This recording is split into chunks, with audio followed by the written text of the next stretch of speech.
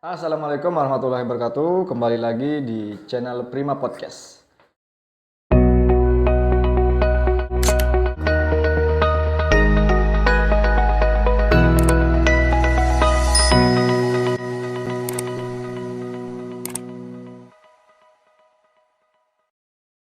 Pada kesempatan kali ini kita kedatangan tamu dari Promkes ya. Jadi mungkin untuk lebih jelasnya Mas diperkenalkan apa? Langsung aja Mas Agil perkenalkan diri Oke. ke audiens. Oke, Assalamualaikum warahmatullahi wabarakatuh. Selamat pagi pemirsa di rumah. Kebetulan hari ini saya diundang sebagai narasumber di podcast Prima Podcast. Luar biasa dengan Mas Wahyu nih. Luar biasa, kita ketemu lagi nih Mas Wahyu. Nama saya Agil, saya bekerja di Puskesmas Serarang sejak tahun 2020.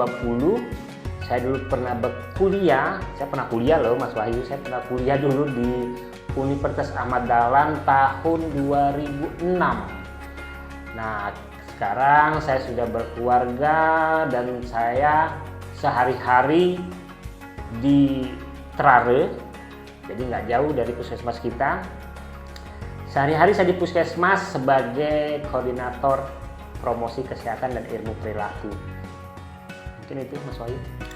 Dan sebelum kita mengulas ya terkait apa itu Promkes, tapi menarik juga kita angkat itu ketika Mas Agil ini lulusan tahun 2006 ya Mas Agil.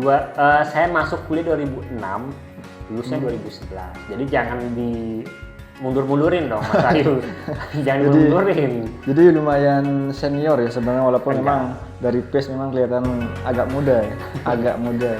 Nah ini saya diangkat-angkat kayaknya mau dijatuhin nih nanti. Baik kalau gitu mungkin Mas Agil bisa jelaskan Promkes itu lingkupnya apa saja dan Mas Agil di Puskesmas Serarang ini di bagian apa saja.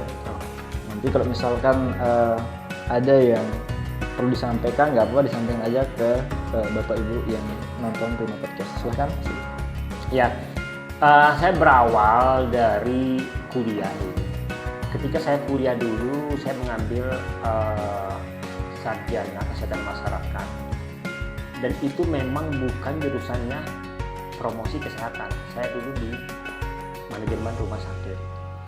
Cuman perjalanannya singkat cerita pada saat saya kerja dan memang opportunity atau peluang yang lebih besar itu ada di jalur Promkes ini, promosi kesehatan. Mengapa begitu? Karena mindset masyarakat kita itu harus dirubah. Jadi bukan hanya kuratif lagi, tapi memang ke preventif dan promotif, dan itu tugas kami. Ya Sebagai nakes ya. Dan marwah puskesmas pun memang nanti akan dikembalikan menjadi preventif. Sehingga saya berpikir untuk fokus di Promkes ini. Saya beberapa profesi saya ikuti, termasuk terakhir yaitu P3KMI, karena itu yang membidangi promosi kesehatan.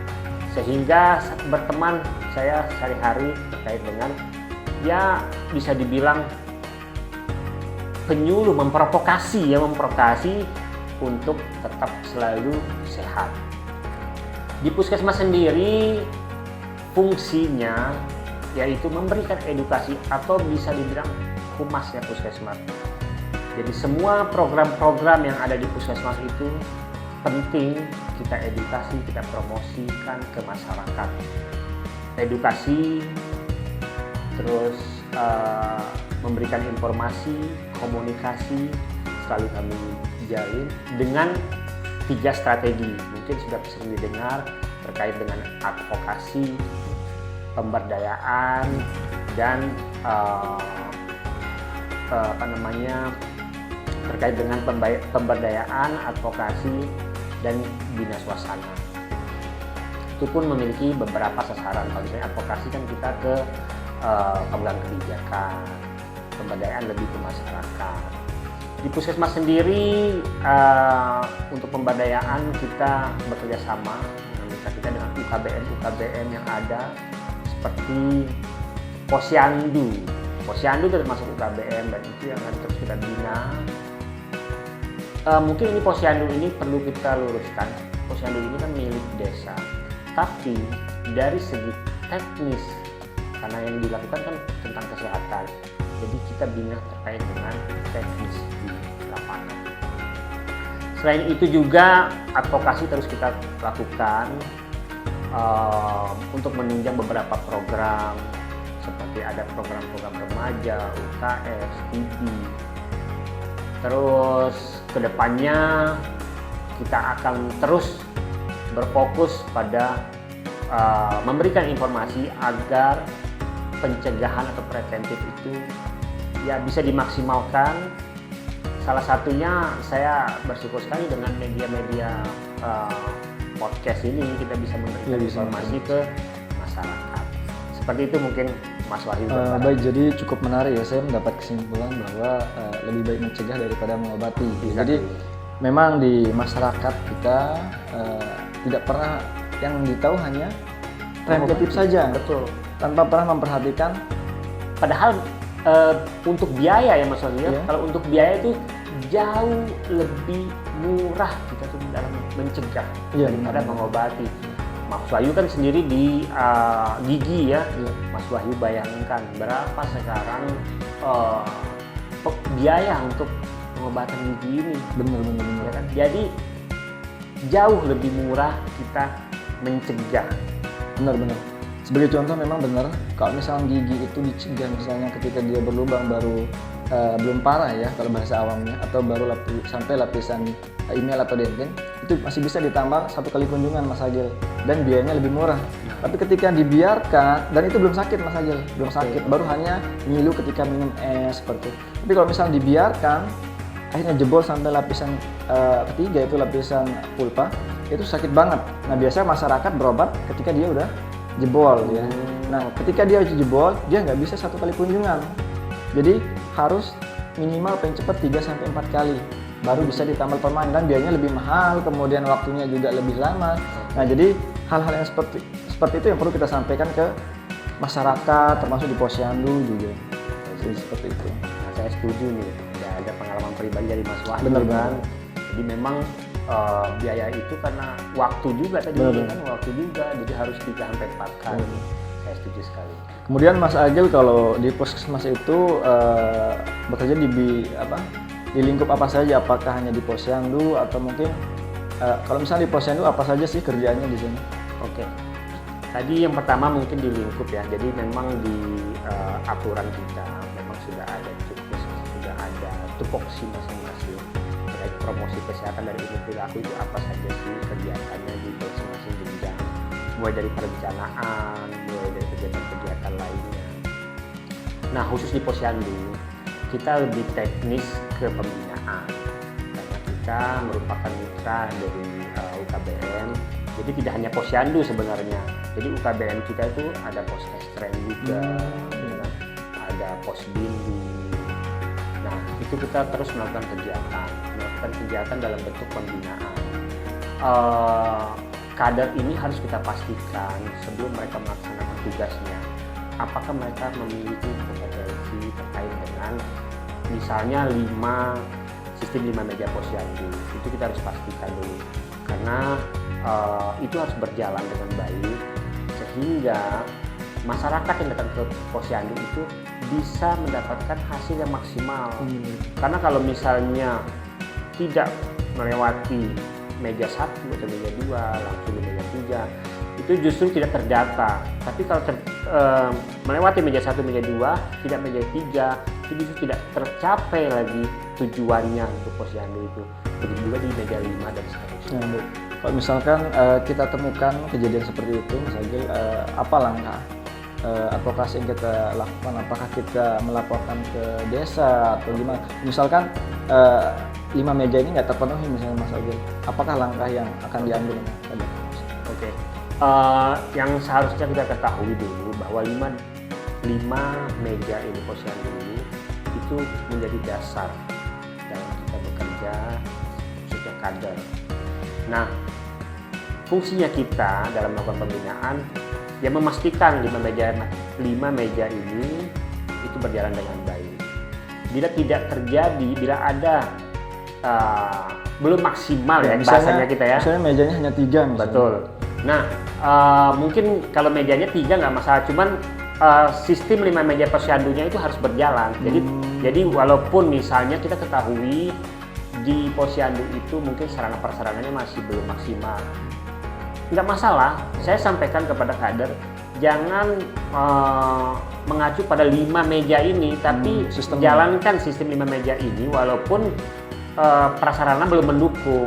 Jadi mulai dari pendaftaran, penimbangan, perhitung fungsian, KMS dan sebagainya. Tapi memang idealnya kan harus ada 5 meja ya. Betul. Nah itu yang kita terus lakukan. Karena mengapa? Karena kita kembali lagi bahwa posyandu ini bukan milik puskesmas, bukan milik seksi kesehatan, tapi ini milik desa. Sehingga untuk menunjang keberhasilan dalam melaksanakan kegiatan-kegiatan kesehatan itu, kita perlu sarana. Itu penting juga advokasi. Jadi kita terus setelah kita mendapatkan gambaran atau hasil dari pembinaan tadi, hasilnya itu tidak hanya serta-merta kita selesai, karena ada beberapa hasil yang membutuhkan tindak lanjut ke lintas sektor. Kalau misalnya dari segi pengetahuan kader, mungkin kita bisa memberikan. Kalau misalnya pengetahuan terkait dengan teknis penimbangan, mungkin kita bisa memberikan. Tapi terkait dengan sarana, terkait dengan prasarana, terkait dengan pelatihan kader, itu perlu kita bahas dengan lintas sektor. Itu pentingnya advokasi. Jadi tidak hanya sampai di situ, tapi di situ ada advokasi juga. Makanya kita terus menjalin hubungan baik dengan lintas sektor, dalam hal ini desa, kecamatan, maupun lintas sektor lainnya. Baik, lumayan menarik ya, cukup menantang karena memang selama ini saya tahu meja itu hanya meja biasa ya, ternyata punya fungsi masing-masing ya Mas. Fungsi masing-masing. Di luar biasa. Kemudian tadi saya mengutip bahwa Promkes itu punya fungsi advokasi ya. Advokasi. Nah, mungkin perlu kita tahu ya, apakah fungsi advokasi itu dengan siapa, apakah dengan lintas sektor ya, kemudian apa saja yang diadvokasikan, mungkin bisa dijelaskan Mas Agil? Baik. Jadi pemahaman kita terkait advokasi ini harus satu dulu. Jadi advokasi ini bagaimana mencari celah kalau menurut saya ya, untuk ke pemegang kebijakan. Jadi kita memberi masukan-masukan agar pemegang kebijakan ini mau mengikuti dan mau kalau saya bilangnya, karena ini sebenarnya bukan hanya tugas dari kesehatan, tapi justru lintas sektor ini sangat berpengaruh terkait dengan keberlanjutan kesehatan kita. Cuma memang butuh advokasi tadi, jadi kita butuh sampaikan. Ini punya trik-trik khusus sih, karena berbeda-beda pemegang kebijakan, nanti beda-beda juga hasilnya. Jadi tidak serta-merta kita langsung datang terus minta bahwa ini Pak di posyandu kurang sarana prasarana. Jadi memang kita harus bangun emosional. Itu yang sulit ya Mas Adi. Itu yang sulit. Nah, jadi itu seninya seorang advokator. Luar biasa ya. Jadi memang kita harus bangun emosional sehingga apa yang kita sampaikan itu mau didengar, sehingga kebijakan itu akan menitik beratkan atau akan mendukung kesehatan. Luar biasa ya. Jadi mengutip dari kebijakan tadi ya, ternyata memang penting juga untuk kita tahu juknisnya ya Mas Adi. Jadi ketika kita udah memahami juknis, kita bisa advokasi ke desa terkait fasilitas yang ada di posyandu. Betul. Nah, kemudian untuk peningkatan kapasitas kader juga Mas, apa aja langkah yang sudah dilakukan selama ini? Terkait juga yang paling penting juga termasuk penimbangan balita itu juga harus benar-benar akurat dan memang harus update ya ilmunya. Betul.